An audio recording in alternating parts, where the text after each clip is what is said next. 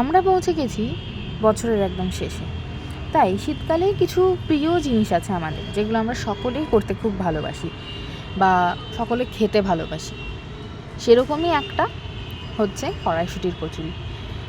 আমারও office of ছিল, সেই জন্য আমি সেদিনকে মাকে বললাম যে তাহলে একটু কড়াইশুঁটির কচুরি করা যাক।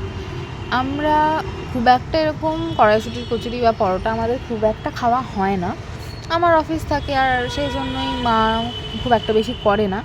সেই জন্য বললাম যে করব। দুপুরে আমি সব কিছু রেডি করে রেখেছিলাম পুর। তারপরে সন্ধ্যাবেলা গেছিলাম একটু ব্যারাকপুর মেলায়। মেলাতে তো প্রচণ্ড ভিড় ছিল, কারণ সেদিনকে ছিল সানডে। তো মেলা ঘুরে কিছু টুকটাক জিনিসপত্র খেয়ে চলে এসেছি আমরা বাড়ি। আর এখানে মা এই কাজটা আমাকে করে দেয়, যে কোনো কাজে, সেটা মোমো হোক বা লুচি।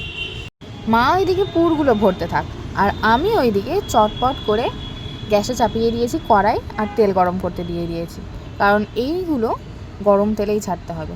তাই সুন্দর করে তেলটা গরম হয়ে যাওয়ার পর আমি এখানে ছেড়ে দিলাম একটা লুচি। তো সেটা এবার হয়ে যাক। আর এই যে আমরা ডিনার করতে বসে পড়েছি এখন কড়াইশুঁটির কচুরি আর আলু ফুলকপির তরকারি দিয়ে।